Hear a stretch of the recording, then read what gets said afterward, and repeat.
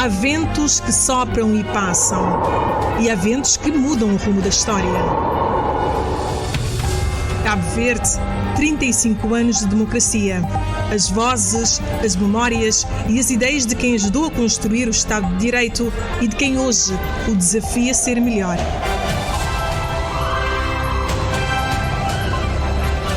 Ventos de mudança.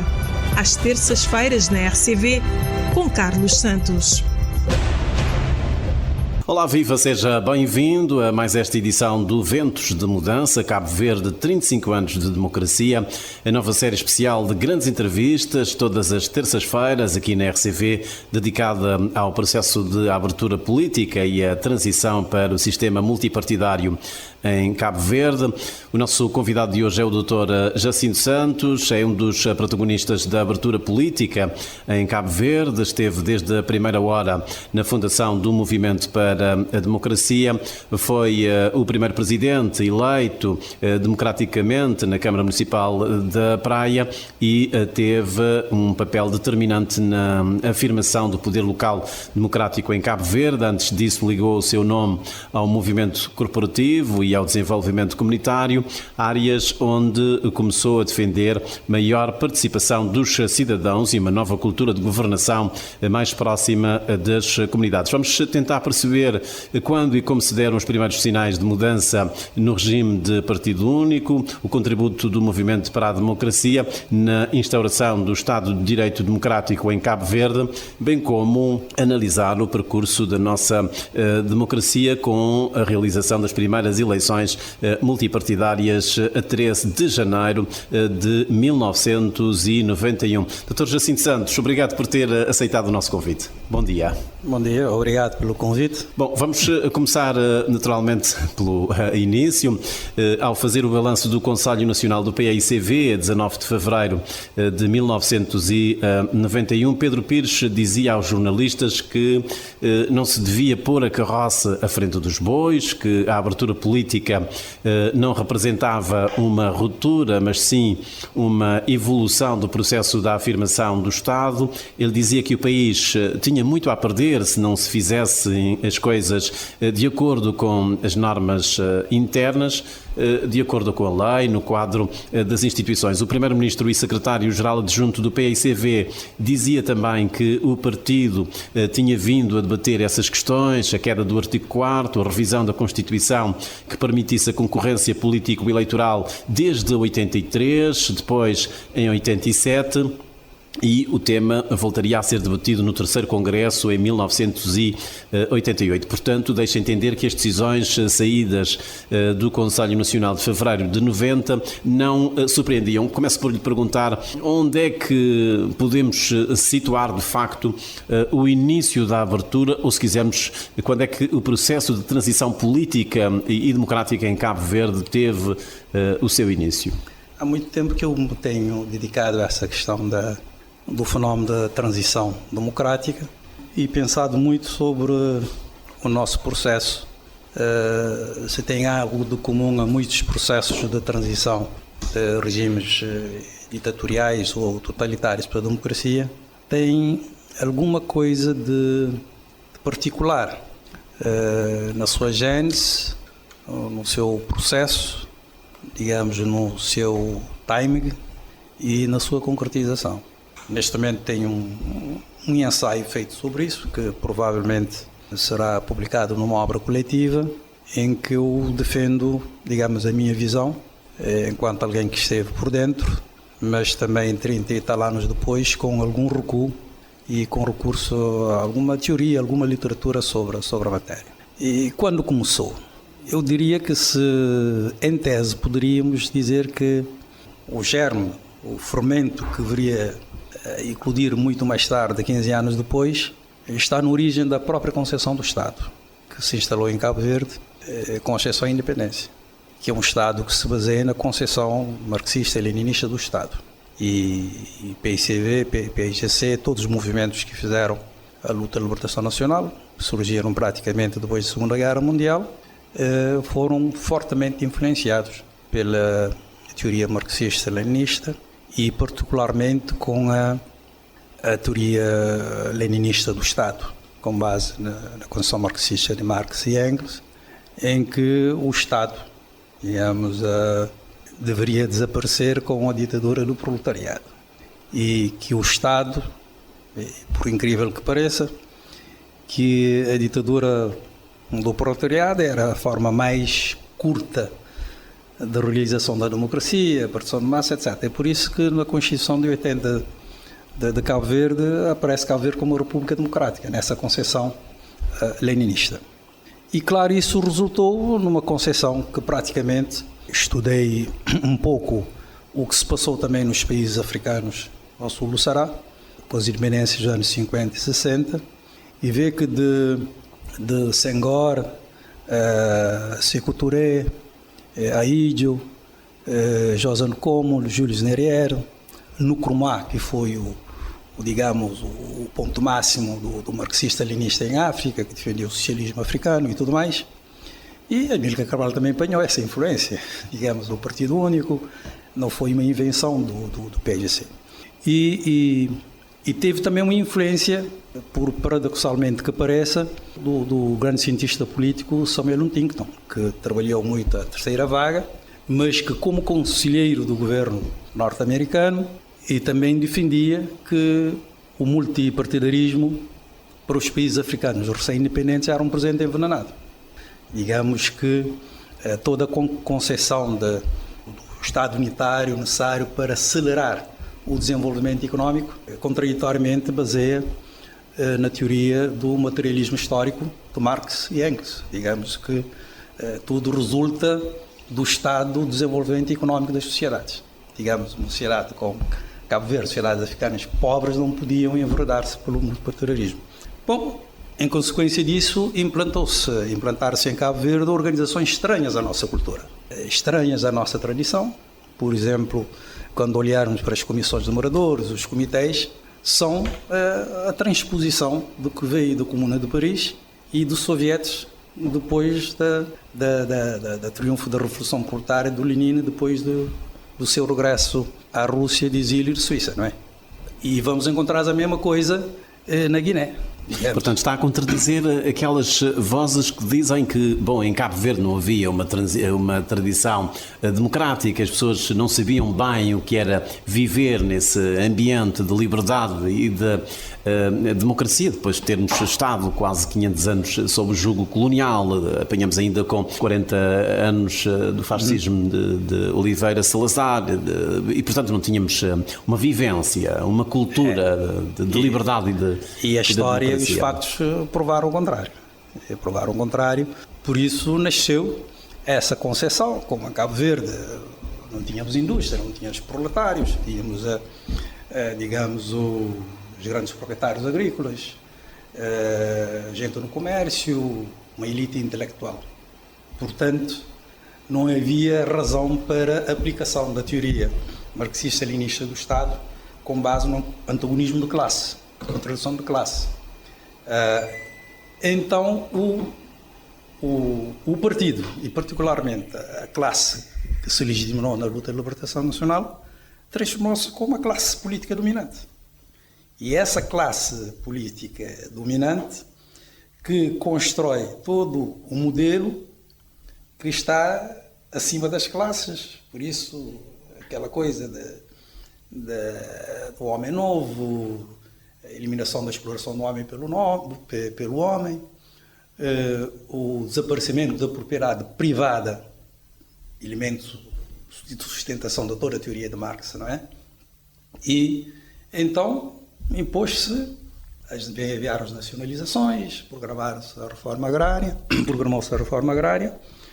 e, como dizia, de um momento para o outro, todos passamos a ser funcionários de um só patrão, o Estado. Mas o que está a dizer é interessante porque, e voltando a esse Conselho Nacional, ao analisar, estou agora a citar as rápidas e profundas reformas que têm tido lugar no campo socialista, atingindo os próprios fundamentos da organização social desses países, o Conselho Nacional constatou que tais mudanças políticas confirmam a justeza dos princípios desde sempre defendidos pelo partido, designadamente a não imitação de modelos e a definição soberana das vias para o desenvolvimento e o progresso da sociedade cabo-verdiana. Portanto, aqui o regime está a dizer que sempre esteve imune e sai incólume, portanto, de todas essas transformações, esses eventos de mudança e desmoronamento, digamos, da URSS. Isso foi uma construção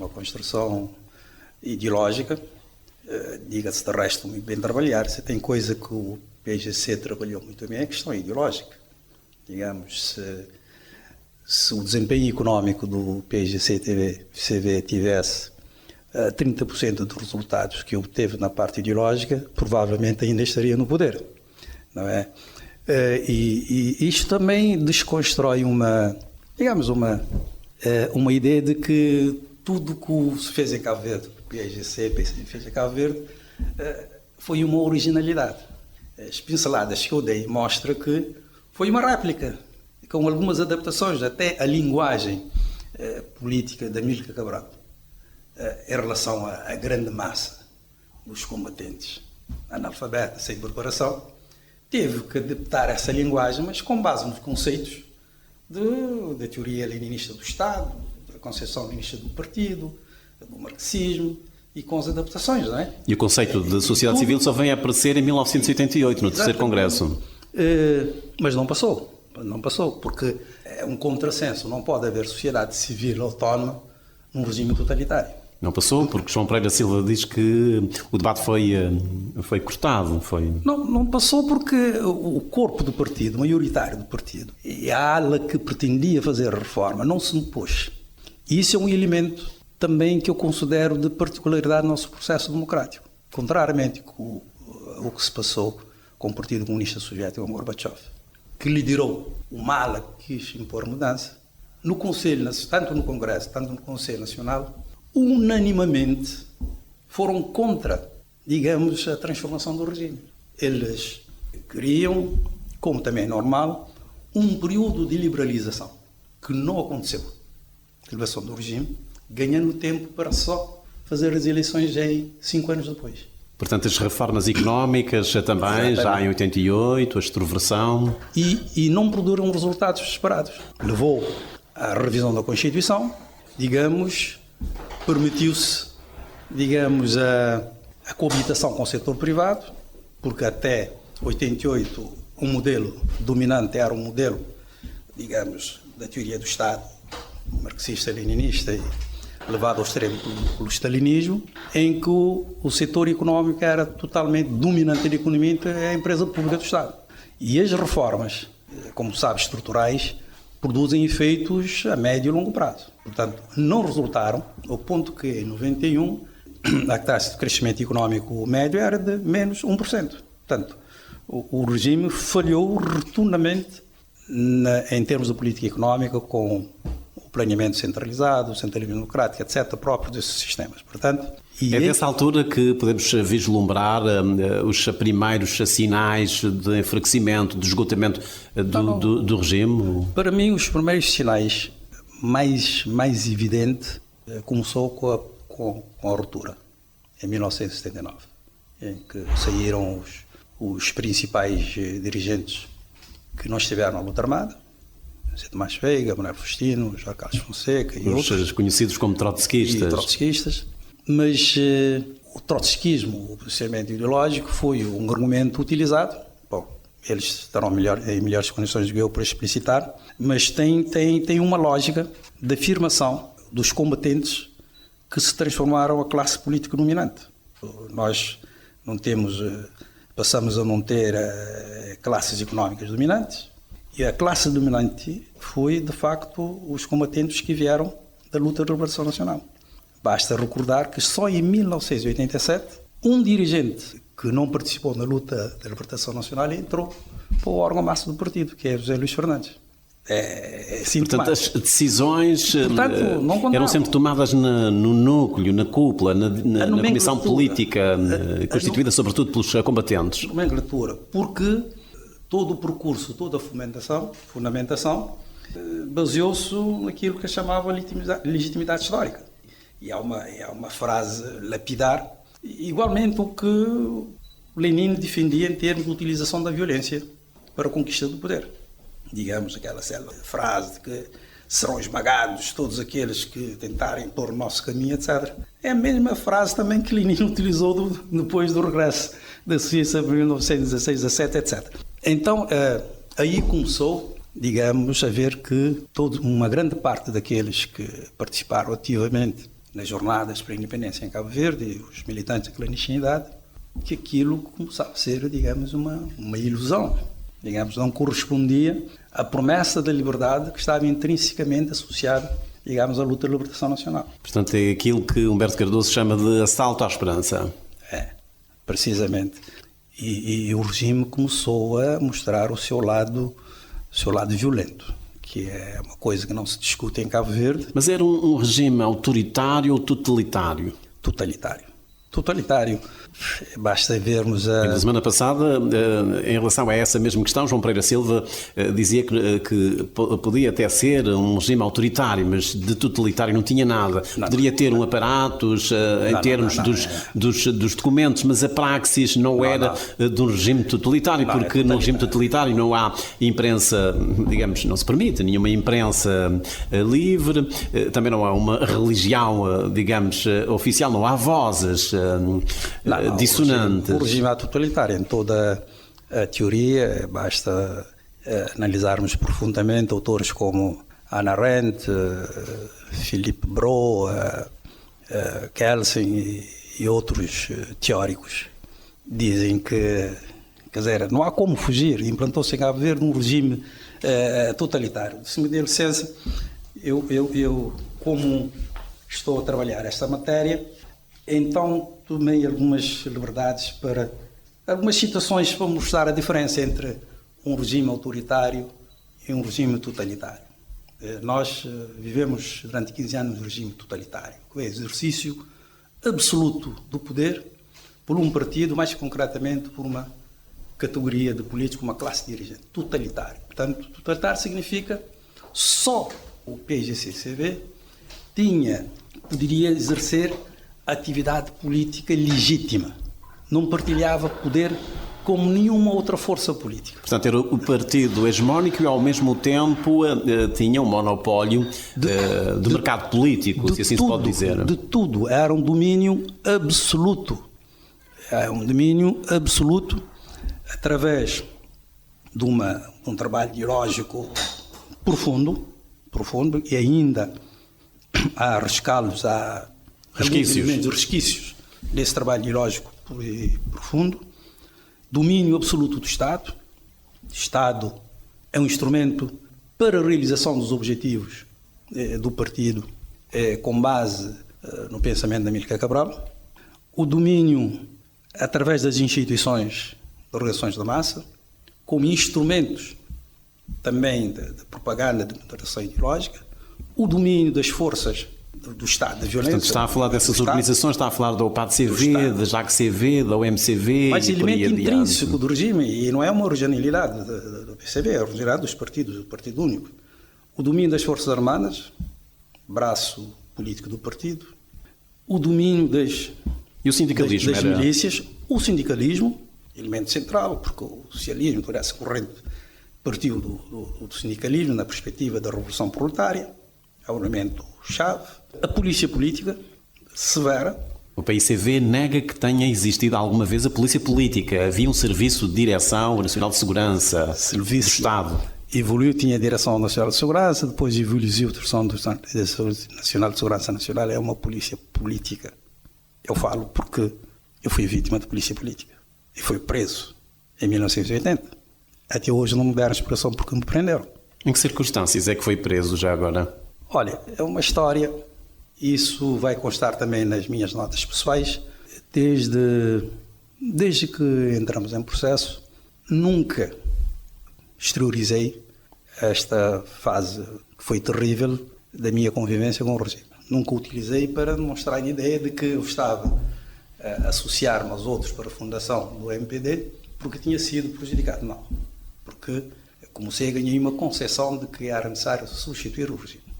Portanto, não fez por ressentimento? Não. E eu comecei a desvincular-me do PGC em 1966. Mas continuei a trabalhar para o meu país, dentro daquela ideia da reconstrução nacional, que todos nós fizemos e tudo mais, etc. Mas eu, muito cedo, comecei a ganhar o espírito crítico. Como gosto muito de ler, li muito, viajei muito e comecei a construir as minhas ideias, não é? Essa coisa da participação, consciência crítica, que era um pouco contrassenso no regime. Na altura? E em 1980 aconteceu o golpe de Estado na Guiné-Bissau, não é? Mas também saiu um panfleto que mais tarde vinha a saber que a proveniência era dos círculos cabo-verdianos para a democracia em Portugal, que era coordenado por Jorge Carlos Fonseca. Mas eu não tinha nenhum contacto com essa organização. E nesse dia, um amigo meu, colega de trabalho, Aquiles, chamamos Aquiles Porta, ligou-se para mim, uma bomba, qual é a bomba? Um panfleto a condenar as farsas eleições e tudo mais. Eu disse, eu não conheço o panfleto, está lançado por aqui. Ao mesmo tempo que eu estava preocupado em conhecer o panfleto, não é? Alguém me telefonou e até hoje não me lembro o nome. Olha, a tua casa está rodeada, dois agentes da polícia estão aqui e tal. Vim a pé, desde das centrais cooperativas, onde está a Academia Cesário Évora, e encontrei dois agentes da polícia política. Por sinal, meus amigos de infância. A escolher a casa, a ver os meus livros. Era um apaixonado pela leitura dos livros de Trotsky, não é? E muitos outros livros. E estávamos também a fazer recortes dos artigos que estavam a sair sobre o golpe de Estado na Guiné-Bissau. O mandado de busca foi... Portanto, aí estava a prova da traição, não é? Exato. O mandado de busca foi ilegal. Mas como é que me prenderam? Não me deram ordem de prisão. Uma alta patente da Polícia de Ordem Pública disse, camarada Jacinto, podia acompanhar-nos à estação, chamámos a estação, ao comando, para prestar algumas informações. Entrei no carro, sem direito a nenhuma pergunta, porquê nem nada, ladeado por dois agentes policiais, e colocaram-me no corredor da Secretaria do Comando da Polícia, durante 5 dias de pé, sem dormir, sem nada. E um belo dia, vi desculpa estar a partilhar isto, mas... Esteja à vontade. Já se passaram muitos anos, mas... Para dizer que a polícia política funcionou e funcionou a sério. E há gente em Cabo Verde, gente viva, que pode testemunhar, digamos, tudo que passou pelas mãos da polícia política, desde a intimidação ideológica e psicológica. Mas depois foi libertado, depois de 5 dias de interrogatório? Libertado como? Eu vi a gente pensava, estou aqui há tantos dias, ninguém me ouve, não sei porque é que eu estou preso, arranjamos um pedaço de papel. Jacinto, estás a criar um problema, eu tenho uns filhos, tu conheces o meu pai, tu eres amigo do meu pai. Arranjou um pedaço de papel de cimento. Disse, como que eu vou escrever? Tens que arranjar uma esferográfica. Então, com muita resistência, mandei uma mensagem para a entidade que exercia tutela sobre ele. Estou aqui, sou funcionário do Estado, peço a tua intervenção, pelo menos para que eu seja ouvido em declaração. Dia seguinte, comecei a ser ouvido em declaração por uma alta patente da Polícia da Segurança. São 2 dias no vai e vem, não concordava com o que mandava o escrivão passar para o texto. Depois, terminou a interrogação, assinei a declaração, mandaram para baixo, e veio um agente e disse, pode sair. E saí. Até hoje não teve nenhuma explicação do que é que foi detido, preso, interrogado. Portanto, a polícia política funcionou e muito bem. Eu no ensaio que eu estou a escrever, para além de outro suporte teórico, para mostrar que em Cabo Verde funcionou efetivamente um regime totalitário, não autoritário, totalitário. Utilizei o conceito de Friedrich e Bernstein, citados por Roger Gerard Schwarzenberg, que trabalhou sobre a sociologia política. Ele diz assim, definiram o totalitarismo pela reunião de 6 critérios. A ideologia imposta, a ideologia depois de dentro foi imposta, não é? Por uma classe dirigente, um partido único, o terror exercido pela polícia secreta. Quarto, um monopólio das comunicações. Quinto, um monopólio das armas. Sexto, a centralização da economia. Tudo isto aconteceu em Cabo Verde. Portanto, é regime totalitário. E aliás, José Tomás Veiga também caracteriza os 6 fatores que ele elenca, mas há outros sim. fatores. Há a Ana Rente, há o Raymond Aron e grandes conceituados da sociologia política sobre essa matéria. Mas o que aconteceu de facto em fevereiro de 1990 era uma transição de um regime totalitário para um regime autoritário. Mas mesmo assim, com o domínio do exercício legítimo da atividade política atribuída única e simplesmente ao PICV. Digamos, apenas se permitia a participação de grupos de cidadãos. Como é que grupos de cidadãos podiam participar para a formação do governo? Nunca. Já lá vamos.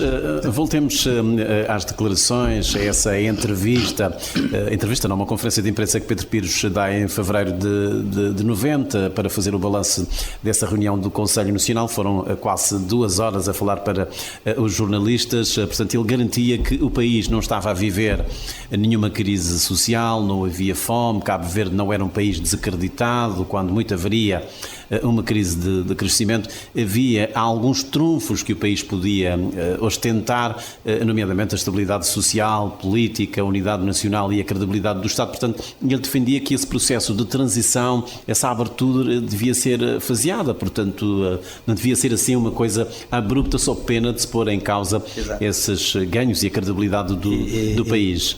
Essa ideia que tem de contexto político e social e a realidade foi vivia. E a realidade mostrou o contrário, o totalmente oposto. Repara, o Pinochet dizia a mesma coisa.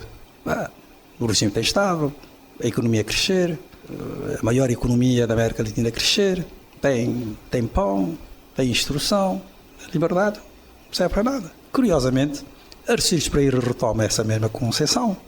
Tem acesso a pão, tem acesso a instrução, segurança. A democracia pode esperar. Digamos, o que não perceberam é que normalmente os regimes totalitários ou autoritários, em muitos casos, são mais eficazes que os regimes democráticos. São mais eficazes em decidir, implementar o que querem e tudo mais. Mas o que não perceberam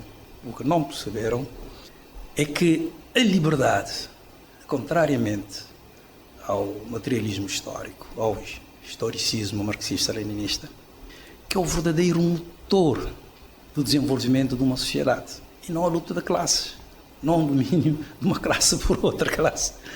Então,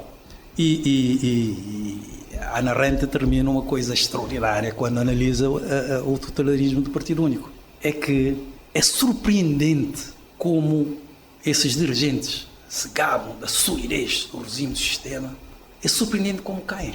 E foi surpreendente. Foi o que aconteceu aqui em Cabo Verde. É surpreendente como caíram, não é? Com uma implantação incrível no país, com redes de instituições de penetração quase absoluta no país, com alguns resultados bons no período da reconstrução nacional.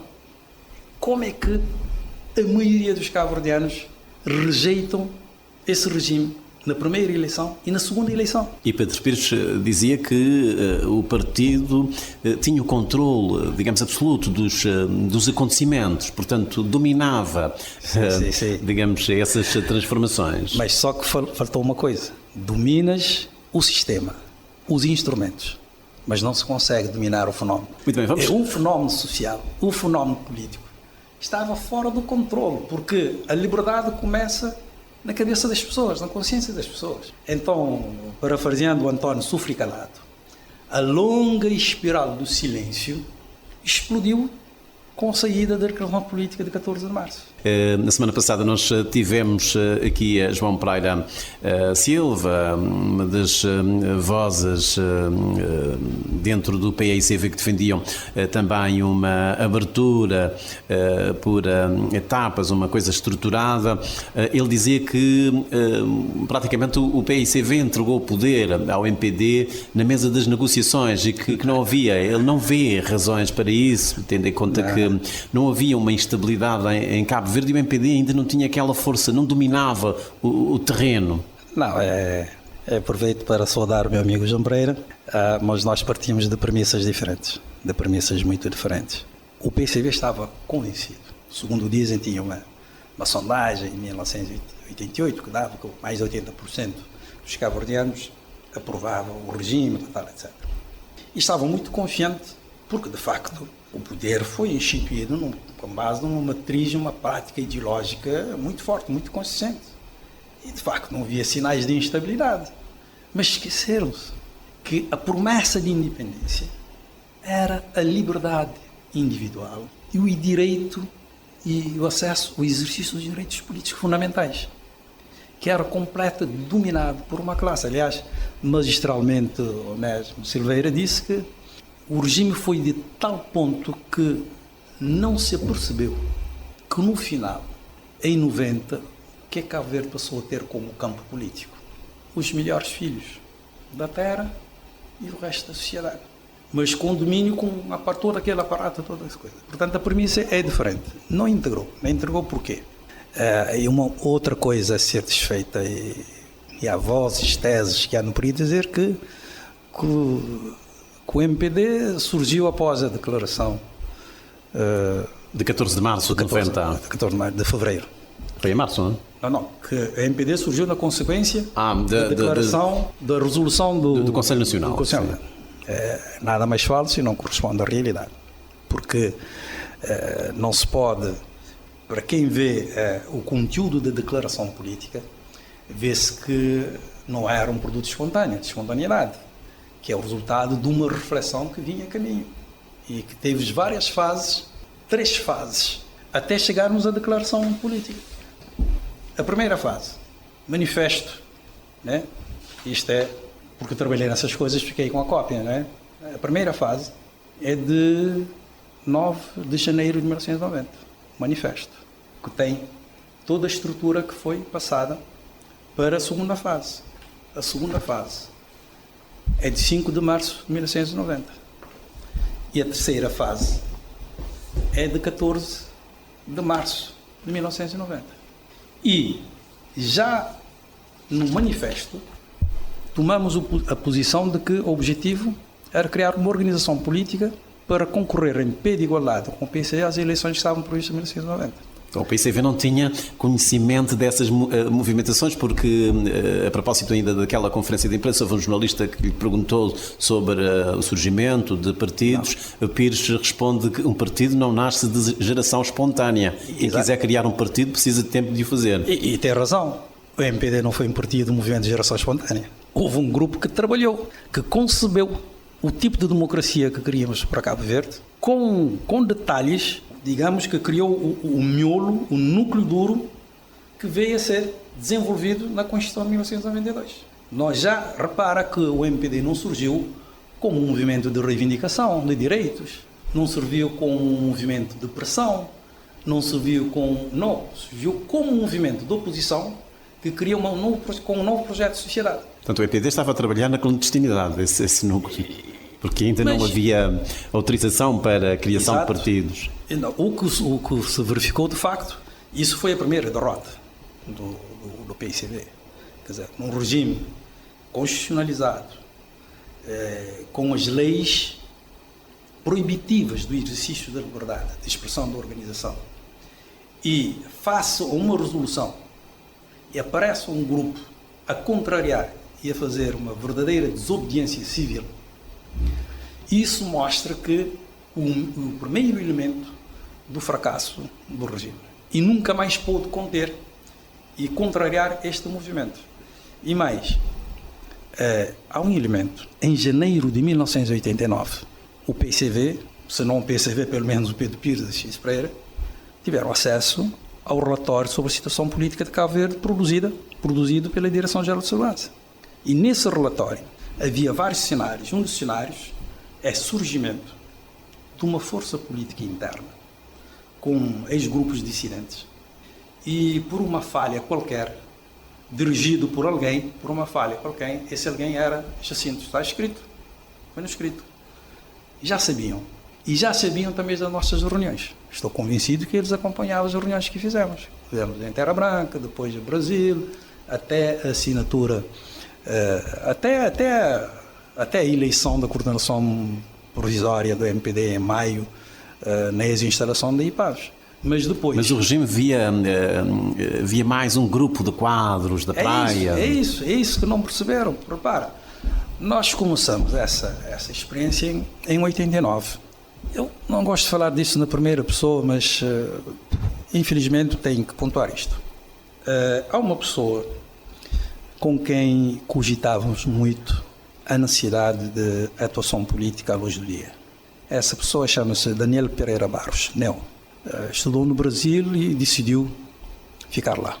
88 tal, numa das trocas de correspondência, disse: ora, assim, eu estou aqui no exílio voluntário, mas penso que é chegada a hora de começar uma atividade política aberta em Cabo Verde, lutar contra a ortodoxia reinante, é o termo que ele utilizava. Bom, eu, de certa forma, já estava calejado, tinha uma experiência complicada depois de 79, início de 76 uma experiência complicada também com o regime, e com a minha prisão disse: bom, já não há mais nada a perder, vamos lá isso. Então começamos a refletir. Em 1988, na festa de finalista, eu frequentava uma festa de finalista que tinha muitos cabo-verdianos que vieram do Senegal e da Costa do Marfim, né? Com essa festa organizada por Ilídio Araújo. Lá estava o Franco Monteiro, já falecido meu amigo, muitas pessoas. Naquela altura, eu não bebia um pingo de álcool, mas quando estou na festa, toda a gente pensa... Bebe socialmente. Exatamente. Nem socialmente, não bebo, mas faz aquelas coisas disparadas. Toda a gente começava que eu tinha. Então, quando deu meia-noite, depois daquela cela música das festas de Luís Moraes, eu pedi silêncio. Disse: meus amigos, quero comunicar-vos em crioulo que devemos estar preparados, porque 89 vai ser perestroika e glasnost em Cabo Verde. O burburinho da na sala, estava aí o meu primo Ivan, o militar, Francisco Monteiro, meu amigo, disse: não, tenha atenção, ele não bebe, num pingo de álcool. Peço-vos que tomem atenção nas palavras dele. Portanto, isto não é um álcool a falar. Não é um álcool a falar. Mas já estávamos a cogitar essa brincadeira. Então, com a aprovação da Lei de Base das Autarquias Locais em 1989, vimos uma brecha. Que a lei permitia a participação de grupos de cidadãos para as Assembleias Municipais. Mas nós, um grupo restrito, eu, Daniel Santos, Espírito Santo, Zé Dono Reis, Hélio Fernandes, não sou Leorém, e então eu, em 89, fui a São Vicente. Para quê? Falar ao Zé Tomás Veiga. Eu acho que ele esteve contigo. Ele disse, sim, eu disse isso. Sim. Zé, tal, há uma possibilidade de a gente começar a fazer uma atividade política. Zé estava completamente afastado, não queria acreditar. Depois falamos. Disse: mas quais são os indicadores que tu tens que 89 vai ser um ano importante para mudar essa coisa aqui? Disse: não tenho nenhum instrumento, mas tenho só isto. Um faro, um feeling. Um feeling. Depois fui falar ao Germano, com o mesmo objetivo, naquele setom brincalhão, e de cima para baixo. Disse: tu estás louco, ok? Disse: não estou louco, mas presinto qualquer coisa vai acontecer. E também fui ao fogo. Falei com uma pessoa que não posso citar o nome, com o objetivo de criar também uma espécie de antena para o que deveria ser aquela plataforma cívica da sociedade civil para os autarcas. Havia uma plataforma com a de orientação, mas as candidaturas são para cada 14 municípios que existiam na altura. E começamos nessa base, a fazer primeiras reuniões. Na sede do CIT Habitat em Brasil, o presidente era o falecido Luís Araújo, que acabou por ser também um dos fundadores. Disponibilizou a sala e começamos a nos reunir. E essa plataforma era tão abrangente que tinha gente do PSV, mas que estava há muito tempo, digamos, inativa. E naquela altura, com a liderança do falecido JJ, que é Urbano da Praia, introduziram uma inovação estatutária que é militantes que já tinham deixado de participar um certo tempo, não pagavam as cotas, eram considerados desativados. Não eram expulsos, mas desativados. Então, havia gente, não vou citar nomes, que participaram nessas reuniões iniciais. Muitos desativados, não é? Desativados. Haviam também alguns militares nessa reunião Participaram. Depois... Era o quê? Um grupo de 16, 17 pessoas? Menos, acho que é menos. Inicialmente era menos. Não posso citar porque aquilo ainda tinha algum elemento de semiclandestinidade e muitas coisas não foram anotadas. Então, a uma certa altura, o Ney Santos, jornalista, que é meu primo, devido a relações muito apertadas que tinham com o Carlos Veiga, convidou o Carlos Veiga para a nossa reunião. E o Carlos Veiga veio à primeira reunião, sempre escutando, acompanhando, estava por dentro, talvez nem estava nas suas previsões entrar nessa coisa da política na altura. Nessa altura também o grupo começou a alargar-se com a participação do Artur Correia, com Monteiro, Alfredo Teixeira, Arnaldo Silva, Daniel Lobo veio mais tarde, Jorge Teixeira, José Manuel Pinto Monteiro e, digamos, já ingressamos um grupo com pessoas com experiência política, conhecimento. Reuniam sempre aqui numa escola na Chada de Santo António? Não, na sede, ainda na sede do Cita Habitat. Todas as reuniões foram lá. Nessa altura, então, estamos avançando e veio a queda do Muro de Berlim. Portanto, as eleições autárquicas saíram da agenda política. E houve um interregno, e para repensar, aí é que surge o primeiro manifesto. Portanto, já agora não é para, digamos, aproveitar uma brecha e contribuir para a reforma do sistema político por dentro, mas agora queremos turbar o regime e trabalhar para construir uma sociedade democrática.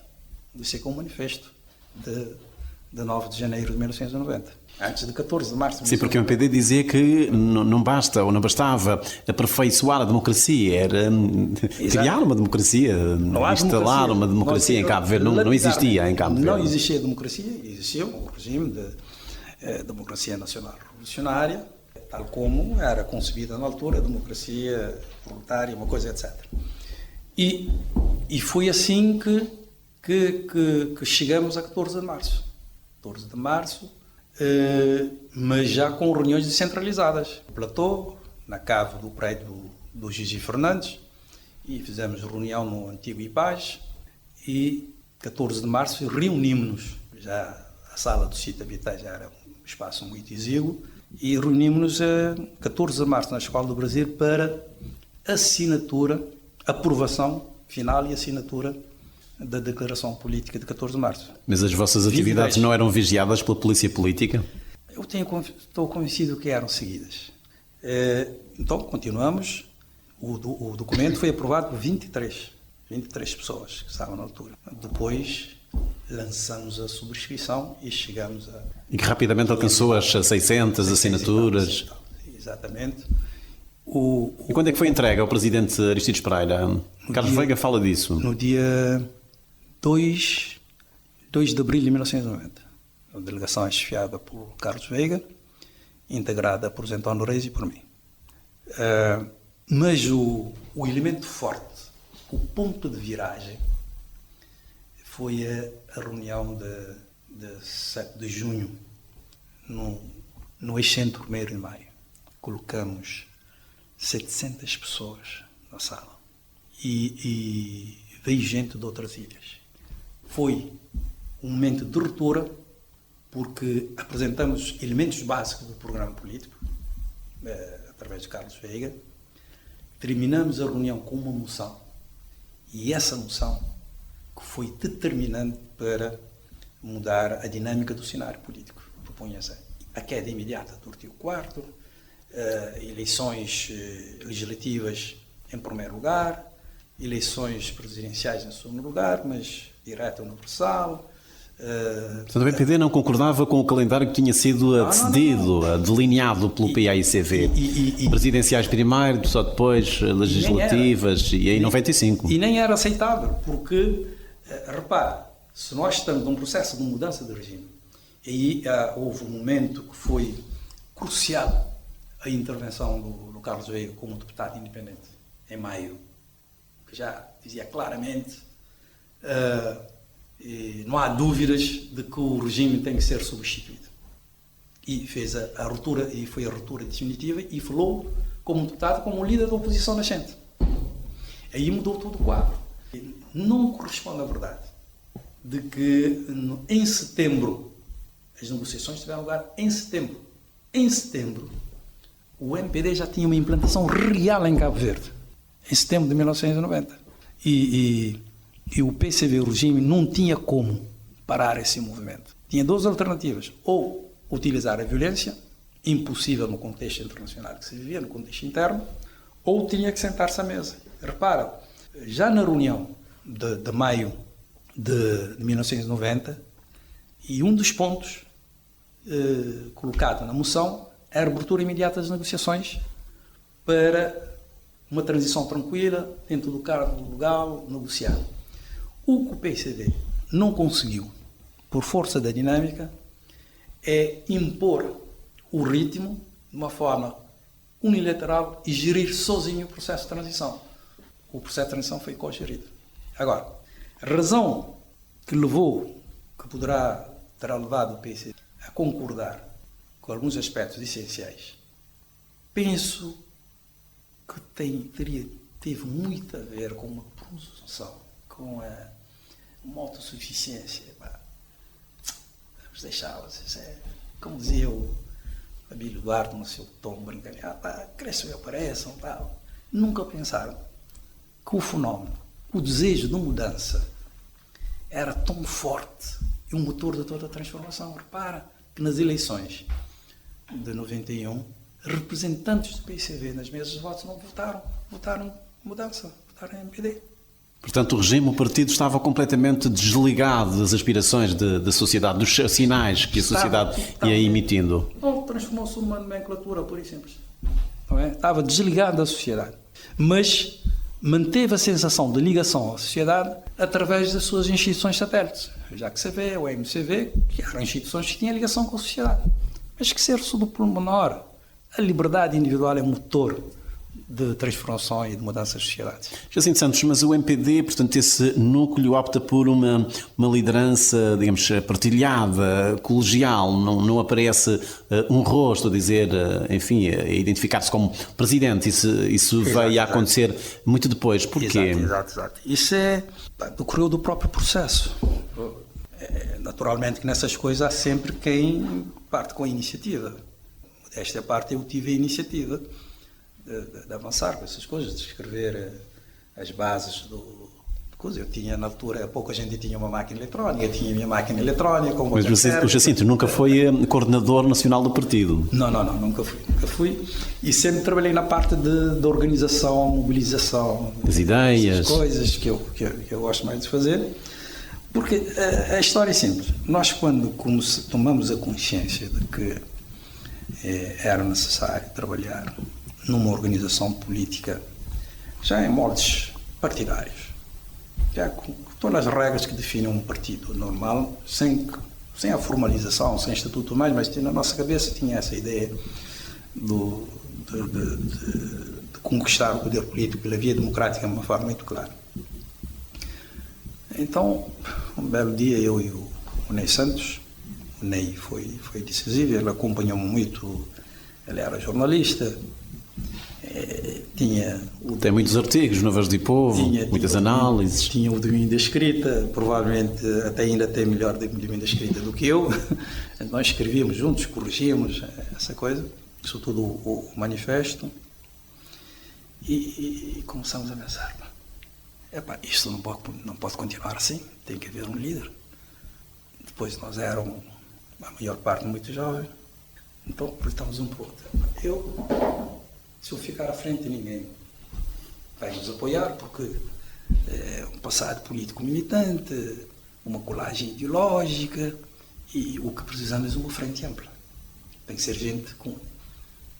Eu também não, embora um militante, não tinha uma militância ativa, mas tinha as suas ideias, acho que era pró-goísta, não sei o que mais. Sim, porque quem dá aquela conferência a reagir às decisões do Conselho Nacional é o Eurico Monteiro. Exatamente. E então eu disse, então definimos o perfil. Primeiro, tem que ser alguém relativamente mais velho que nós.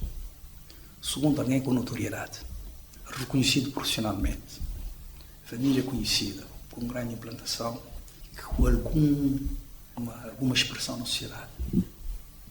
Como o Veiga já tinha assistido às nossas reuniões, e decidimos ir ter com ele no seu escritório, no platô.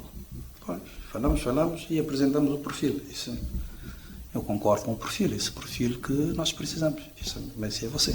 Eu não tenho população política. É por isso mesmo, você não tem um passado militante, orgânico, ideológico, com todos os elementos que eu já citei, tem a possibilidade de... Mas havia aí um risco, porque Veiga esteve ligado em alguns momentos também do Partido Único, como a lei de bases da reforma agrária, portanto isso podia gerar alguns anticorpos. Sim, Amílcar Cabral não foi funcionário do regime colonial, não representou o Estado português do regime colonial. Pedro Pires não foi oficial do exército português, depois saiu e há uns anos serviu voluntariamente. Ele não tinha nada. Eu sei que esse passado de Carlos Veiga ligado ao PIA e GCV foi utilizado na campanha eleitoral. Exatamente, e eu acho que em luta política é normal que isso acontecesse, porque é a própria concepção totalitária do regime. Quer dizer, eu não sou militante, mas estando aqui estou a obedecer, é um dos nossos. Quer dizer, eu fiz muita coisa durante esse regime, no meu trabalho, consciente de que estava a dar o meu esforço para o desenvolvimento do país. E muita gente comutava como sendo PCB, mesmo tendo saído, digamos, definitivamente em 1978 e 79. Então Veiga, por essa razão, o MPD teve um mentor, não teve alguém que gritou, falou e mobilizou pessoas à volta dele e avançar. Não foi um trabalho que começou com um grupo restrito, pelas condições que existiam na altura. Então, a liderança tinha que ser de um primo inter pares, o primeiro dos primeiros. Isso, com a evolução da organização, por tempo, começou a criar problemas, não é? E que é resultado na primeira cisão. Nunca falamos abertamente sobre isso, mas a ideia é que Veiga foi um líder que, independentemente da sua inteligência, capacidade de adaptação fenomenal, mas foi um líder amparado, protegido, não é? Para funcionar como um rosto. E é claro que esse tipo de liderança sempre, mais tarde ou mais cedo, quando começa a lidar com o poder, a gerir o poder, em algum momento terá que afirmar-se: eu é que sou o líder. Isto aconteceu a partir de 1996, depois das eleições de 96. E também está um pouco ligada à segunda decisão. Mas é isso, é o risco que o movimento. É claro que havia gente que via no Jorge Carlos Fonseca, legitimamente, com as condições para ser o líder, mas o Jorge Carlos Fonseca não estava no país na altura, veio mais tarde. E houve gente que se considerava com mais traquejo político, de luta política, de Carlos Veiga, que fez a sua orientação mais do ponto de vista técnico, profissional, como patriota, ajudar o país, etc. Mas no final da década de 90 houve aí uma janela de oportunidade para o Jacinto Santos também ser líder do partido, quando Veiga se autossuspende das funções de primeiro-ministro para se candidatar a presidente da República. Eu nunca quis. Eu tinha uma relação muito, um bocado diferente do poder. Repara que eu considero que eu iniciei a minha vida política em 1970, imagina que idade tinha, com a elaboração do primeiro panfleto à mão, contestando contra o recrutamento de cabo-verdianos para Angola. Em 1972, mais concretamente, no dia 31 de dezembro de 1972, por volta da meia-noite, depois da corrida São Silvestre, estava à frente de um grupo de colegas da Estrada de Santo António e enfrentei o destacamento da Polícia Militar na praia, que funcionava ao lado das antigas instalações de elétrica aqui na Xandaré. E por coisa simples, disse em crioulo: só farto dinhoso, bem, se deram, não queria independência. E pensei que aquela coisa era uma brincadeira, tinha 16 anos. E depois fizeram um mercado, fui o único a ser preso. Mas como era menor, Eu não podia passar por mais de 24 horas, deram-me uns tabefes e mandaram-me embora. Acho que tinha um instinto por essa coisa, sensibilidade social e política, mas de toda a minha história política, eu só fui político profissional e institucional durante 8 anos. Quando esteve à frente da Câmara Municipal da Praia. A ideia que se tem é que eu fiz a política, mas tem gente que tem mais experiência de gestão do poder do que eu. Eu só geri uma Câmara. Bom, Praia é uma grande. Mas na altura foi uma vontade sua ou uma opção do partido de dizer, bom, nós precisamos de um peso pesado para a capital? Foi uma vontade minha, porquê? Eu vou contar porquê. Eu desde 1900, eu sou menino de Boca Porto, de Gamboa. Tenho uma experiência, uma vida urbana. Os meus antepassados têm uma tradição de vida rural longínqua. Do lado do meu pai, da minha mãe, são de Vale da Custa, do meu pai, da minha mãe, da Calheta de São Miguel. Mas eu nunca tinha contacto com o mundo rural. Foi depois da independência, a partir de 74, 75, comecei a trabalhar no campo. E comecei a conhecer a realidade do campo, a cultura camponesa, interessei muito, gosto muito da sociologia, muitas formações. E conheci o Cipriano Tavares.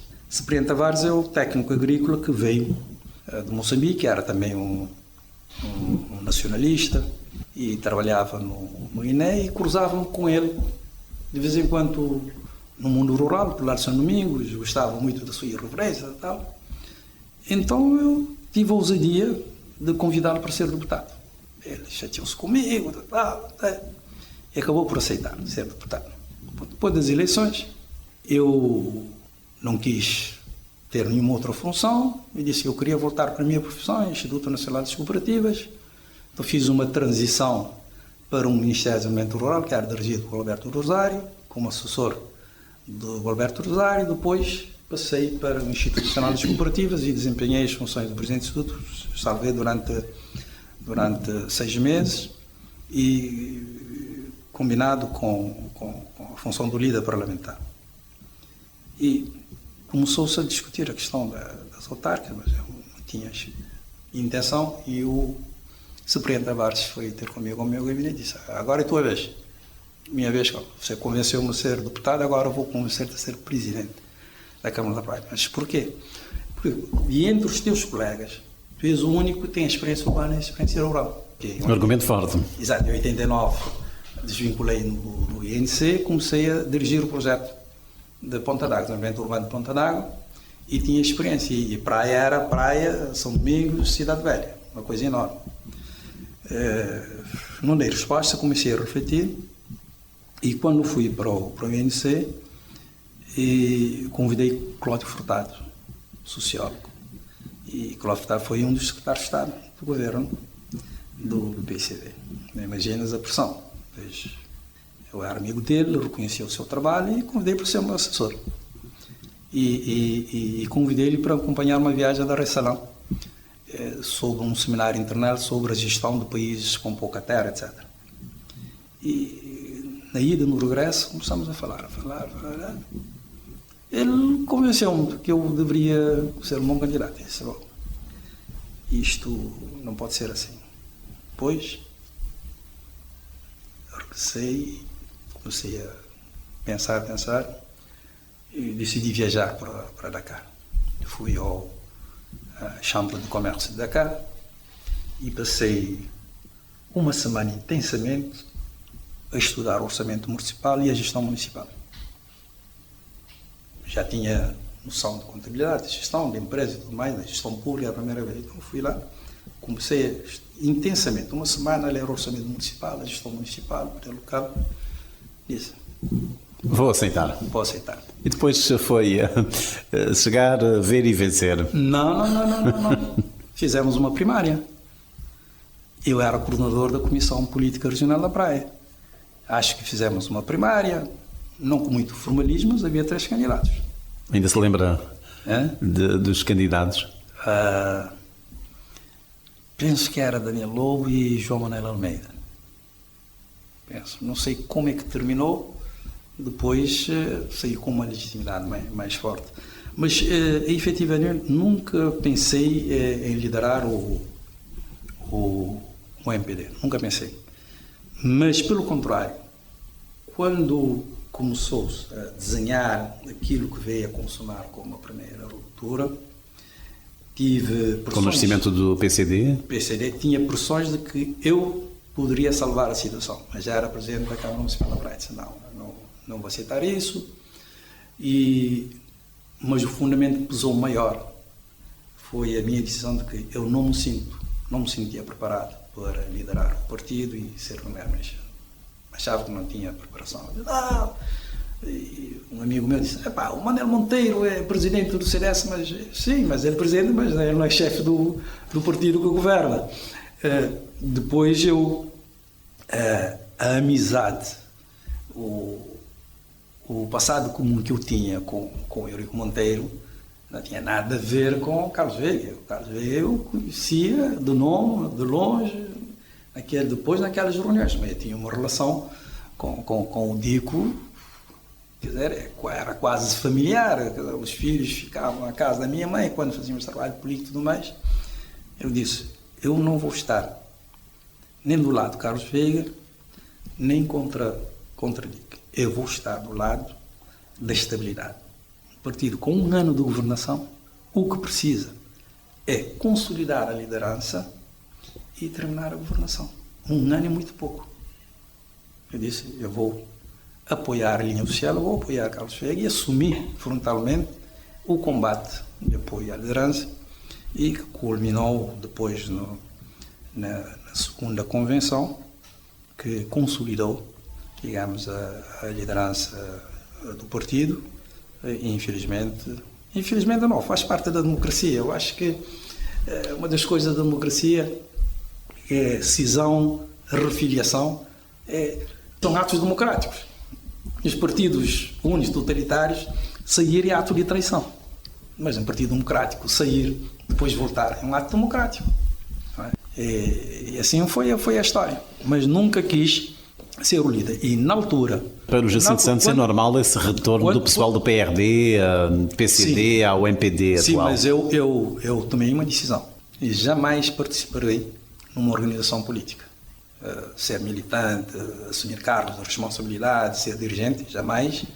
E até hoje não vejo razões para mudar a minha opinião. Continuo fiel, ligado ao projeto político em que ajudei a construir. Apoio o MPD naquilo que são, digamos, os princípios, valores e a sua orientação política. Concordo com muitas coisas, discordo com muitas coisas, sou um frontal e mantenho a minha liberdade e claro que do campo democrático estou do lado do MPD, independentemente de quem estiver na sua liderança, desde Mas não é já então uma candidatura presidencial? Eu? Não, longe disso. Mas tenho...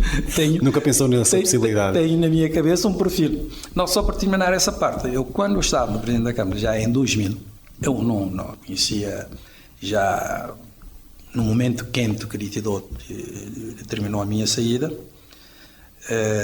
Antes disso, quando ganhei as segundas eleições autárquicas como maioria qualificada, pedi um contra o Veiga e disse, esse é o meu último mandato. Disse, qual é que é? E se tiver uma sondagem? Não. 8 anos é suficiente, eu quero voltar à minha vida profissional e não vou ser candidato. Depois vieram acontecer outras coisas no processo político que todo mundo conhece e naquela altura, depois de sair, já tinha uma sondagem, essa sondagem comigo, que dava que eu teria um mandato com uma maioria qualificada ainda mais folgada. E naquela altura, segundo me disseram, eu estava melhor colocado para liderar o partido e ganharia Zé Maria Neves nas eleições de 2001, se eu fosse candidato do governo. Mas as coisas se precipitaram. Muito bem. Jacinto, durante 10 anos o governo do MPD implementou um amplo programa de reformas políticas e económicas que, de facto, transformaram o país. Quer destacar alguma destas medidas, destas reformas? Não, eu digo que o seguinte, o MPD tem um crédito de ter liderado a instalação da nova ordem política democrática no país. E esta nova ordem democrática só poderá existir com rupturas profundas com o regime anterior, a ordem política anterior. E a primeira grande forma é o próprio sistema político. Essa ruptura foi feita pela Constituição de 92? Constituição foi a consumação, mas a concessão de toda a transformação está praticamente no miolo da declaração política de 14 de março de 1990, portanto, a reforma do sistema político, que permite-nos hoje ser considerado uma democracia eleitoral madura, com já 3 alternâncias, não é? E permitiu, de facto, a liberdade política, a liberdade individual, que é hoje expandida com a utilização das redes sociais, e para mim esse é o maior ganho, portanto, a recuperação das liberdades individuais, o exercício dos direitos políticos fundamentais. Depois tem a reforma fundamental económica, que inclusive criou alguns problemas dentro do MPD. O MPD surgiu com gente com uma experiência de esquerda, mais de direita, mais ao centro, mas a reforma económica era, digamos, abolir o sistema de uma economia dominada pelo Estado. Planificada, estadizada, sim. E nesta matéria de orientação económica, o papel do Alberto Zaari foi determinante, crucial, não é?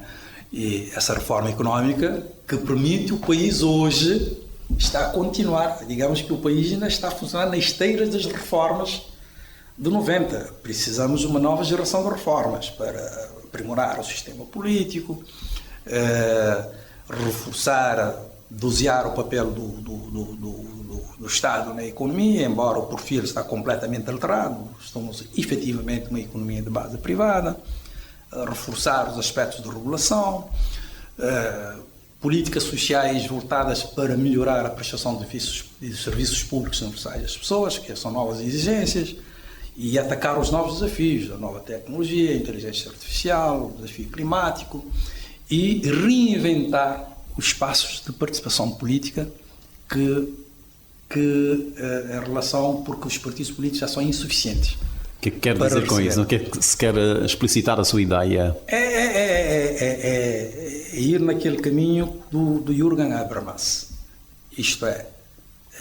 novos espaços públicos. Uma democracia pela discussão. Quer dizer, aliás, todas as avaliações da nossa democracia, e nós estamos ainda numa democracia eleitoral. Podemos passar uma democracia liberal plena.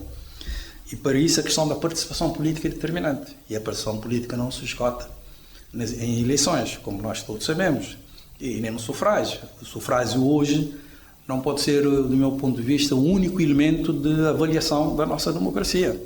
Porque o jogo político através do sufrágio pode não refletir a verdadeira vontade, através de muitos mecanismos que entram, desde o financiamento, desde a interferência de outras forças na formação da vontade política, etc.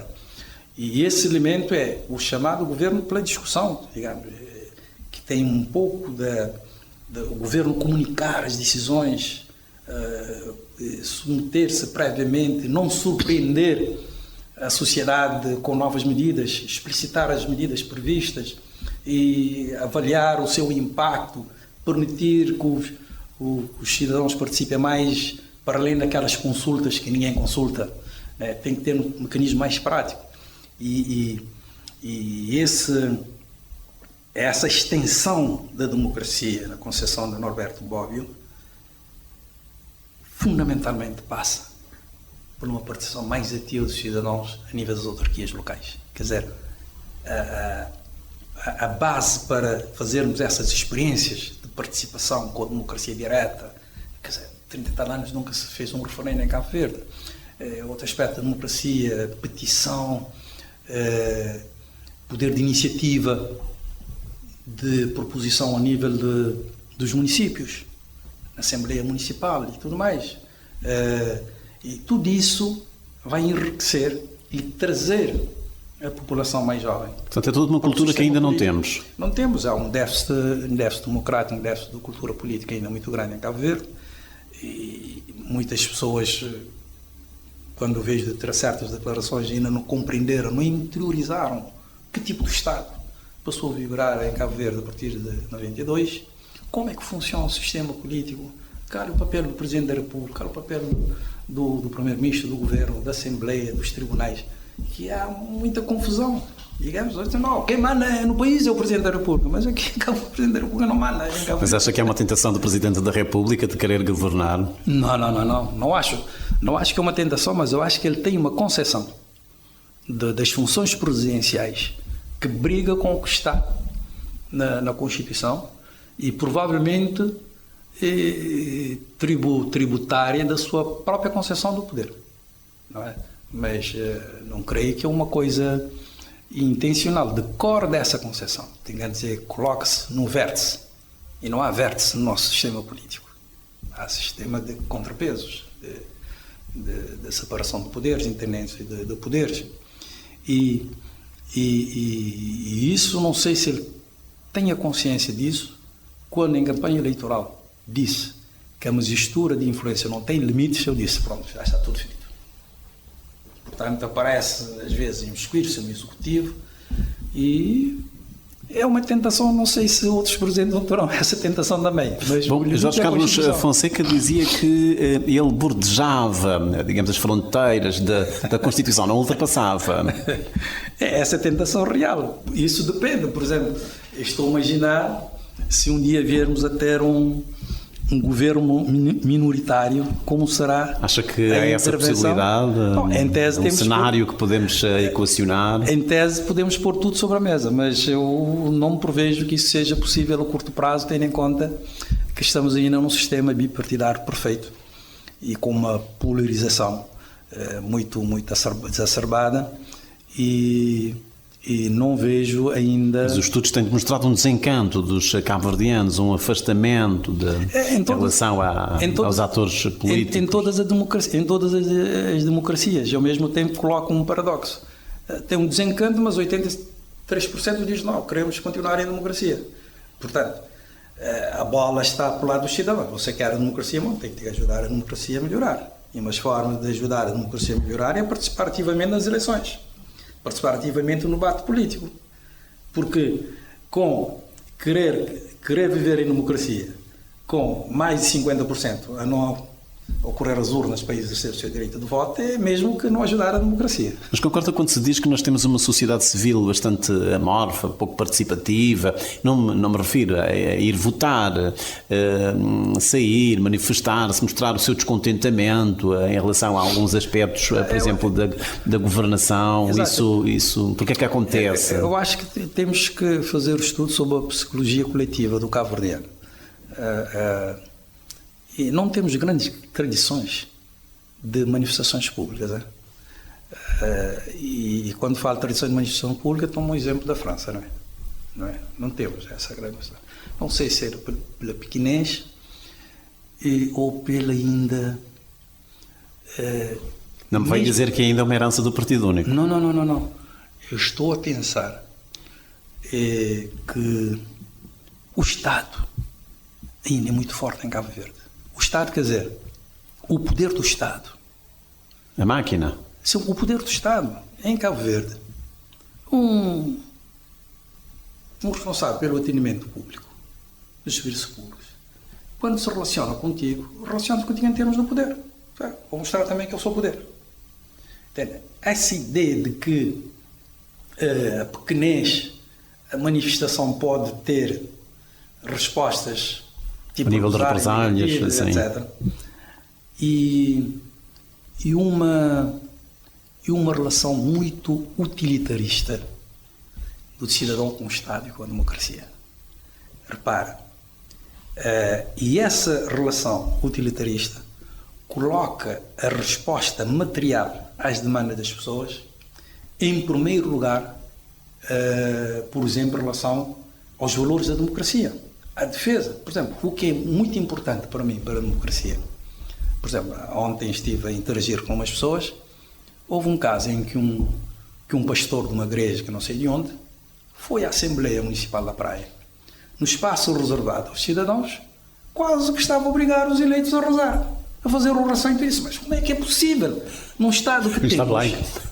Como é que é possível? Imagina se outras profissões religiosas também entenderem, ir à Assembleia Municipal, utilizar o espaço público, político, democrático, eleito, e fazer a pregação.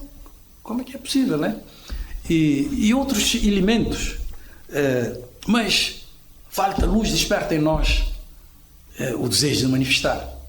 Mas os valores democráticos atropelados e o processo democrático, porque a nossa democracia, o elemento fundamental da democracia é o seu aspecto procedimental, o respeito pelas regras, o jogo da maioria, o respeito pela minoria e tudo mais. Esses elementos não são muito valorizados em relação à satisfação material que eu espero da Câmara, do Governo e de outras instituições. E esse aspecto subjetivo, mas que tem implicações diretas na vida das pessoas. Um mau governo, uma má decisão pública, afeta toda a gente, as empresas, as famílias, toda a gente. Isso não tem nada a ver com isso, eles que se dizem, os políticos se entendem. Não, quando os políticos não se entendem, o reflexo negativo vai ser, digamos, desembocar nas costas de todos nós. Então, a defesa da democracia, mais do que um sistema, mas como sistema de valores, é o elemento que nos pode, no dissenso, no contraditório, fazer as transformações em Cabo Verde. E as redes sociais, do seu ponto de vista, têm contribuído para alargar essa cidadania, essas formas de participação dos cidadãos, ou pelo contrário, nós temos aqui um acicatar de ânimos, um discurso do ódio, essa crispação agora está mais nas redes sociais? Eu sou fã das redes sociais. Eu sou fã das redes sociais e acho que os partidos tradicionais, sistémicos, e não se adaptaram a essa nova forma de comunicação. Digamos, repara, o debate político antes das redes sociais era binário, entre oposição e oposição. E hoje o debate político não é dominado nem monopolizado pelos titulares de cargos políticos. E em tempo real, com exageros, é certo, com ofensa, outra coisa, tudo mais, etc. Mas eu prefiro a liberdade de expressão, utilizando as redes sociais, de que sofrer calado. Então é contra o Estado estar a ponderar, a regular as redes sociais? Regular as redes sociais como? Eu acho que se nós temos o conceito que a minha liberdade determina onde começa a liberdade do outro, se eu estou ofendido através das redes sociais e que eu consigo identificar quem me ofendeu, nós estamos no Estado de Direito Democrático, ou ao Tribunal. Portanto, não há... temos longe de nós ter a ideia de que o Estado ou o Governo exerce uma tutela política sobre os cidadãos. Quer dizer, e moral, dizer, não pode dizer isso, porque isso é mau, ofender isso não é função do Estado, não é função do Governo. Eu, se me sentir ofendido, vou ao Tribunal. Sei que o Tribunal demora para decidir essas coisas, mas é lá que dirimimos esses conflitos. Agora, a liberdade de opinião, de expressão, de manifestação, isso é que precisamos neste país, com consequência. Esses jovens que estão a manifestar pelo povo e para o povo e tudo mais, acho que essa é uma coisa fantástica. É muito bom. Uns gostam, não gostam. Mas não podemos tomar, cada vez que os cidadãos saem às ruas, e quando se manifesta, manifestar a favor do MPD ou contra a PCV e vice-versa. O efeito da bipolarização. Que é bastante acentuada a bipolarização em Cabo Verde. Então, a nossa democracia, esse é um papel dos cidadãos, tem que criar um espaço público da sociedade civil, a esfera pública da sociedade civil, que é muito diferente de ter cabo-verdianos envolvidos em associações para fazer intervenções sociais, etc. Essas associações não têm função política. Não tem. Mas o que se ouve é que os partidos políticos acabam por dominar, assumir todos os espaços que em princípio deviam ser dos cidadãos. Exato. É aí que está o desafio, digamos, a parte cognitiva da democracia, a compreensão do papel dos partidos políticos perto da sociedade civil, até porque o Estado define como uma das suas primeiras tarefas, está na Constituição, é apoiar a emergência da sociedade civil autónoma. É evidente que todos os partidos políticos, porque, repara, nós não temos um partido político em Cabo Verde de classe, porque se for um partido político para defender só uma classe não ganha nenhuma eleição.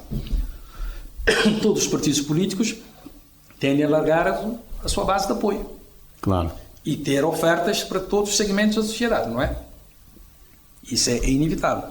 E procuram, como há uma refração, há uma coisa negativa em relação à função, ao papel dos partidos políticos, muito motivado pelo nível de intervenção, cultura, mas os políticos que temos não vieram do céu, vieram da sociedade cabo-verdiana. São carnais como nós todos. É claro que o nível de linguagem política que se exige um titular de cargo político é uma linguagem de referência, de líder, de utilizar valores positivos. Tem que dar exemplos. Dar exemplos, não abaixar abaixo daquilo que o povo normal faz para se aparecer como um povo, porque a liderança... Acho que isso está a acontecer neste momento em Cabo Verde, há sinais de populismo. Por todo o lado. Eu li um post, uma publicação sua no Facebook em que mostrava alguma preocupação por aquilo que chamava de um refluxo do autoritarismo. Isto, de facto, há esse risco? Há esse risco, porque, repara, a maior parte, uma boa parte, o último relatório que eu analisei, nós estamos em risco de ter uma vaga de autoritarismo. E como é que se define uma vaga? É quando um determinado regime existe em maior número do que outro. Então nós estamos a correr um risco, e nem estou a contar a população que está envolvida nesses regimes autoritários, que dá uma extrapolação enorme. Nós estamos a risco de ter um grande número de cidadãos a nível mundial e de países a serem governados através de autocracias e regimes autoritários. E se olharmos para os países que fizeram a transição para a democracia em 1990, grande parte deles são hoje regimes autocráticos. A Hungria, por exemplo, e outros, e tudo mais. E, portanto, não podemos, em tese, dizer que isto nunca mais vai repetir em Cabo Verde. Não. Podemos não ter um regime de partido único, mas podemos ter, pela via democrática, forma autocrática e autoritária de exercício do poder político. Não é? E a história mostra-nos como é que o Hitler chegou ao poder. O Mein Kampf, o meu combate, diz como é que chegou. Mas neste momento veio algum político cabo-verdiano a emitir esses sinais? Há sinais preocupantes. Por exemplo, eu sei que há uma descrença, a confiança dos cidadãos nas instituições está a diminuir, até porque também há promessas depois que os governos e os partidos fazem que não cumprem. Isso é o chamado problema sistémico das democracias da sociedade aberta. É por isso que em algumas situações os regimes autoritários são mais eficazes e até apresentam-nos modelos de países autoritários que estão a avançar. O desenvolvimento do Sudeste Asiático, que Hong Kong e outros países que deram como exemplos, foi com base em regimes autoritários. A África do Sul, depois, e Coreia do Sul e outros e tudo mais. Em África, dá-nos como exemplo o regime de Kagame de Ruanda. Quer dizer, aquilo é um autoritarismo. Portanto, aí não há discussão, não há debate, não há dissenso, ir fazendo. Mas o país está a avançar, está a progredir, está a evoluir tecnologicamente. A China, digamos, está a avançar e tudo mais. E esse modelo. A ideia de que a democracia é muito... amassa muito, é muita discussão, tem que construir consensos. Autoritariamente é isto, vamos em frente, pá. Um homem forte, um regime forte, vamos fazendo. E essa tentação de escolher o homem forte. Isto é perigoso. Mas eu diria, em Cabo Verde, quando em plena democracia, Estado democrático e direito, um líder político, um dirigente político, eleito no quadro desse sistema, faz apologia do Partido Único, faz apologia dos instrumentos de repressão do Partido Único, não é? Isto é um mau sinal. Isto é um mau sinal porque uma coisa é lutar contra um regime autoritário ou formas autoritárias de exercício de poder. Alguém que chegou lá pela via das eleições, legitimado pelo voto democrático. Outra coisa é combater um regime autoritário em que os dirigentes chegaram ao poder pela via de um golpe de Estado. Portanto, e esse elemento e a mim me preocupa. E quando eu ouvi, digamos, o ex-homem forte do regime dizer que tem orgulho do Partido Único, eu fico... Então, as nossas vidas não contaram para ele. Porque o Partido Único deixou um buraco negro na nossa sociedade que não sei quando é que vai sair, digamos, do espírito de muita gente. Quer dizer, eu digo, durante muito tempo nunca exteriorizei o que eu disse hoje. Mas foi um trauma que eu carreguei. E muitos carregaram esse trauma. Digamos, e quando se faz a exaltação disso, mesmo contando que houve coisas positivas, mas a concepção que temos, eu quando comecei o meu processo de ruptura com o marxismo-leninismo, e a concepção é que a pessoa, a liberdade individual é o princípio e o fim, é o alfa e o água de tudo. Não há nenhuma ideologia que pode justificar a supressão, a limitação da liberdade individual das pessoas. E isto é importante. E as universidades, o nosso sistema de ensino tem que encontrar a forma mais adequada de introduzir valores democráticos que reflitam no comportamento dos cidadãos sem doutrinação. Estamos a falar dos cidadãos. E em relação aos partidos, sobretudo os partidos do arco do poder, como é que o Jacinto Santos olha para essa incapacidade dos partidos em porem-se de acordo em relação a questões importantes para a afirmação do nosso sistema democrático, para o Estado de Direito? Não conseguem chegar a consensos em relação, por exemplo, à composição dos órgãos externos do Parlamento, ou então à renovação do mandato dos juízes do Tribunal Constitucional? Isso é mau, isso é mau. Isso é muito mau. Mostra que estamos longe ainda de ter sistemas de partidos, não é?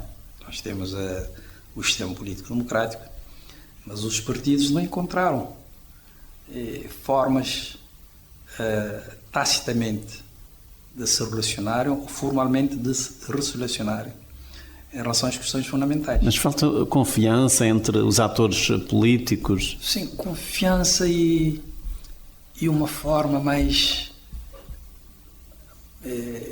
utilizo a linguagem do futebol, mais fair play, digamos, no exercício do poder político.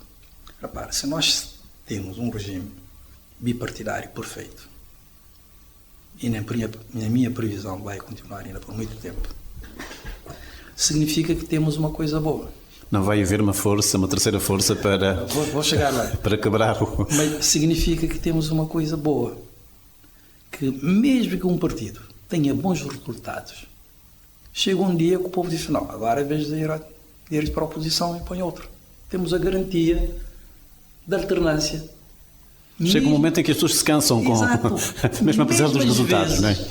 Mesmo às vezes, quando quem está na oposição não tem alternativas de governação explícitas, mas é um partido de alternância. Em regime bipartidário, os dois partidos são partidos de alternância. E isso é muito importante. Isto quer dizer que há elementos, independentemente das orientações ideológicas, dos procedimentos, há elementos que perpassam Então, o que é que eu acho que está a acontecer, e há muitos estudiosos que estão a analisar isto, tomando o caso dos Estados Unidos, que tem uma Constituição, não é uma Constituição muito desenvolvida como a nossa programática. Funcionou bem quando funcionaram os princípios de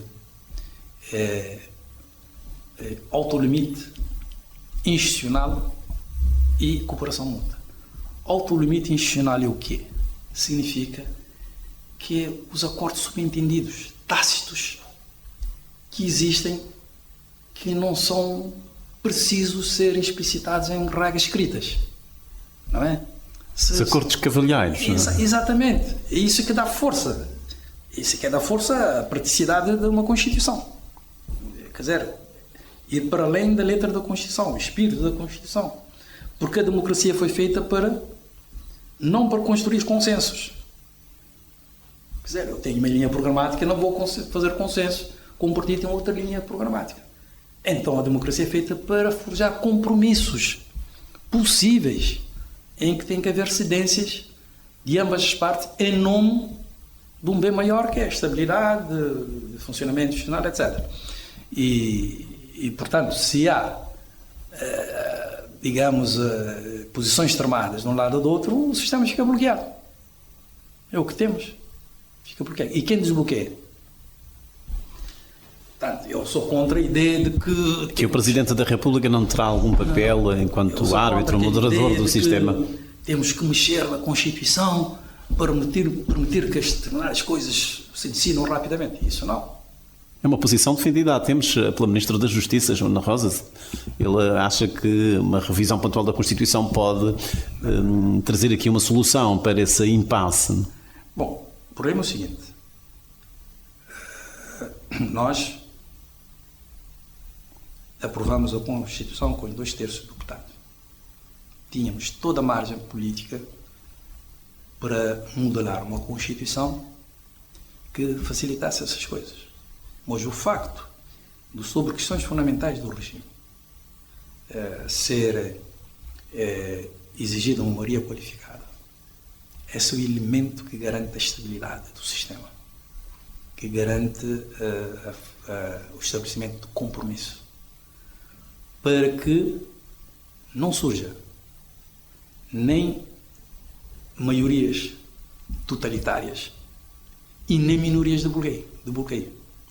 O sistema que nós temos com 2 deputados, com um partido com maioria absoluta, o partido minoritário pode ser força de bloqueio.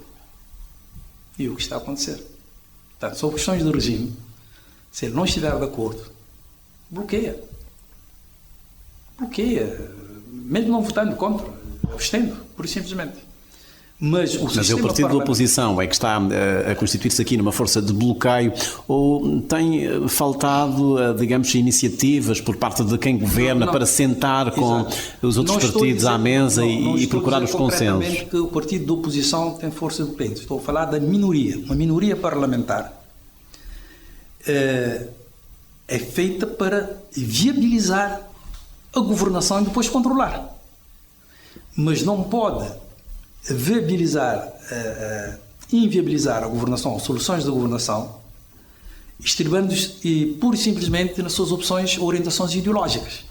Porque ele não foi eleito para governar. Mas o partido da oposição pode não viabilizar, por exemplo, um orçamento de Estado. Porque não concorda com ele, porque não está dentro das prioridades ou daquilo que tem dentro da... Sim, mas não pode inviabilizar e ficar na sua. Quer dizer, tem que haver pontos em que tem que haver concessões, porque o país não pode ficar parado, em que há concessões, e por isso que eu estou expectante para ver como é que funciona o debate sobre o orçamento do Estado, que é um momento crucial para o cidadão percepcionar as diferenças e os pontos comuns que podem existir entre os dois partidos, não é?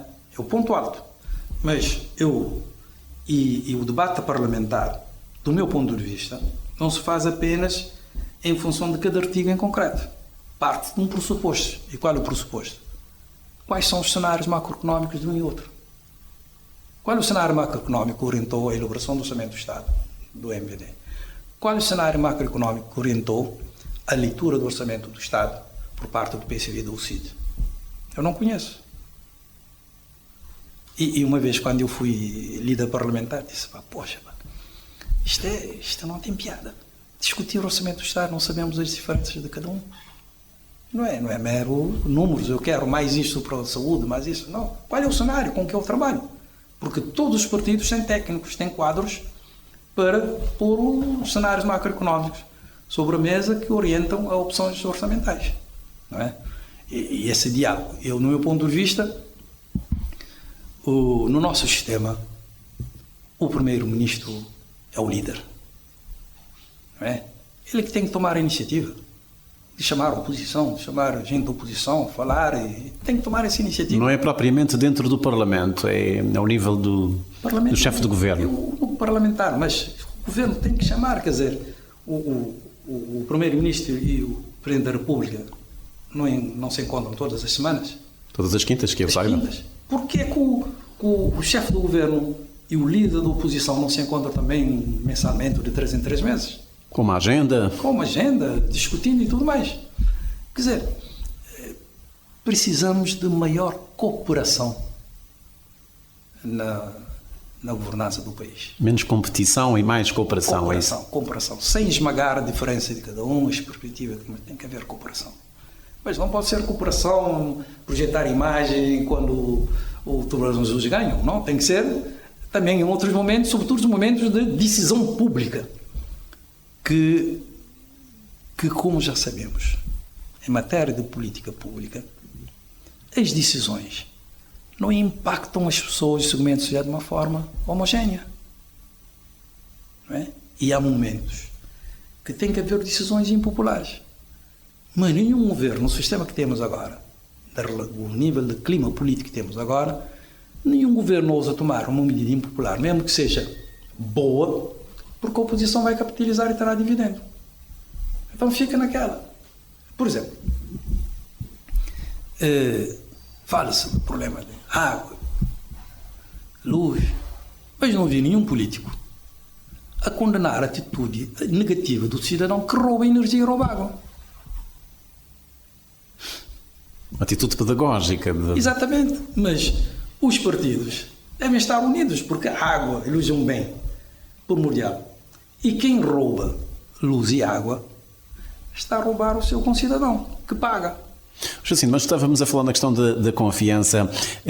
Ajuda de facto a essa confiança quando nós temos um representante, um secretário-geral do partido que suporta o governo e que se dirige a um presidente de um partido e que é líder da oposição nos termos em que todos nós nos conhecemos como, enfim, alguém que não tem caráter, que tem uma quadrilha na Câmara Municipal. Esse tipo de linguagem de facto ajuda a criar confiança. Esse é um tipo de linguagem que eu condeno de ambas as partes.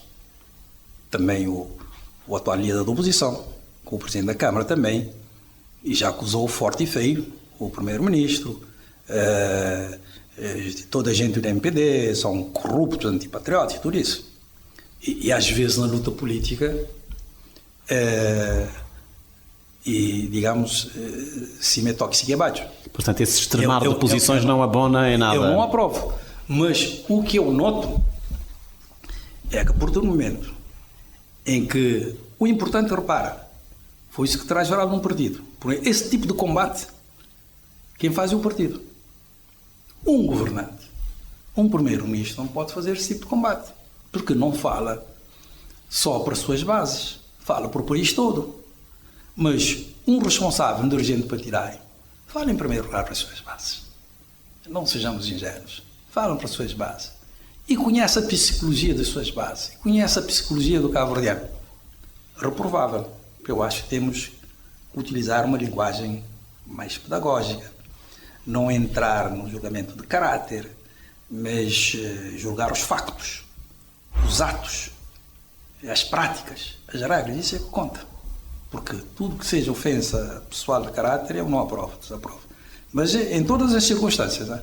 Em todas as circunstâncias, em momentos eleitorais, por exemplo, nós somos muito permissivos e transigentes na época das campanhas eleitorais, em que se utilizam linguagens violentas, não é? Julgamento de caráter, utilização de metáforas que põem em causa a dignidade da pessoa humana e tudo isso. Eu acho que, não sei, mas deveríamos estar num momento em que a linguagem política deve ser diferente. Repara, nós no 91, 92, que era um momento de ruptura, o nível de combate político que nós fazíamos era... Quer dizer, podia ter algumas coisas, mas é com base na confrontação ideológica, de ideias. Sim, até porque na altura houve um memorando de transição e depois também a aprovação de um código de conduta. Exatamente. E acho que nós não precisamos de um código de conduta para que funcionemos efetivamente como líderes. Quer dizer, pessoas que influenciam os seus concidadãos pelos valores positivos que transmitem. Não é? E isso é muito importante. Mas, sabes, nós temos uma parte da nossa cultura de quem que catacoube é muito fino, quem que tapou é mais alto é mais forte. Quem cala consente. Se cala consente, se rouba dele mais velho. E isso ainda existe, mas são elementos que nós devemos superar com o nível de acesso que temos hoje à informação, à educação, à instrução. E os nossos líderes têm obrigação política e moral de ter um outro tipo de linguagem no debate político. Muito bem, nós estamos a comemorar 35 anos da nossa democracia. Jacinto, não sei se estaria em condições de sugerir pelo menos 3 ou 4 propostas, jeito de, sei lá, de recomendações para qualificarmos ainda mais a nossa democracia. Já aqui falamos na necessidade de espaços de participação dos cidadãos. O que é preciso, de facto, para termos uma democracia verdadeiramente consolidada? Eu acho que temos que ver o nosso sistema eleitoral. A sensação que eu tenho é que o Parlamento está a ser muito elitizado e não representa a pluralidade social que existe na sociedade cabo-verdiana. Então é necessário analisar, não tem propostas concretas, mas eu penso que... Defende a participação de grupos de cidadãos nas legislativas ou não é essa a via? Não, eu penso que a primeira coisa temos que analisar o nosso, como os franceses dizem, a decoupagem eleitoral, os ciclos eleitorais. Porque nós temos maioritariamente círculos eleitorais de 2 deputados. Significa que há um desperdício de votos, uma desvalorização de votos. Eu sou muito próximo do modelo, por exemplo, que existe nos Açores. Quer dizer, ter um número de deputado igual à partida para todos, em todos os círculos eleitorais, depois a aplicação do método proporcional de D'Hondt e ter um tipo de círculo de compensação nacional para recuperar todos os votos que o método D'Hondt manda para o lixo. Isso significa que poderemos ter uma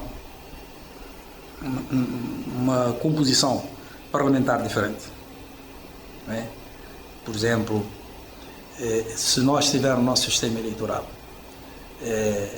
uma bancada com 5 deputados ou 10 deputados, tudo muda. Tudo muda. Claro. Porque vai encontrar elemento de desempate dentro do próprio sistema parlamentar. Isso é uma preocupação. O CID está a tentar isso há muito tempo, mas... E os matemáticos podem trabalhar esses cenários. Depois há a discrepância. Eu não compreendo porque que Santo Antão é um círculo eleitoral e Santiago tem 2 círculos eleitorais. Não compreendo. Não é? Depois, a descentralização. Cabo Verde não pode continuar com esse modelo, apesar da existência dos municípios ainda fortemente centralizados. É necessário avançarmos para a descentralização.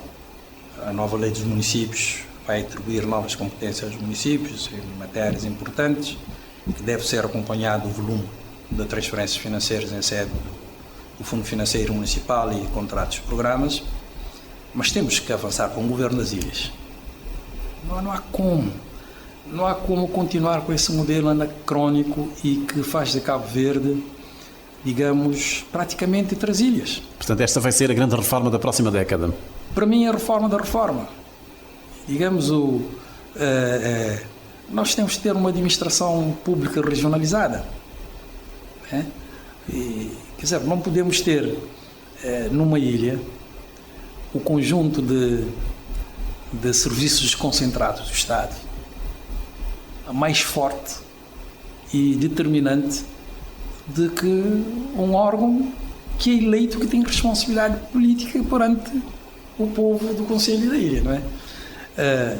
Isto é por isso que eu defendo a regionalização. A forma mais avançada são as autarquias supramunicipais, mas nós podemos fazer um caminho até chegar lá. Por exemplo, tipo do modelo que Portugal implementa, que são as comissões regionais de desenvolvimento, qualquer coisa que coloque nas ilhas o poder de liderar o processo de desenvolvimento regional.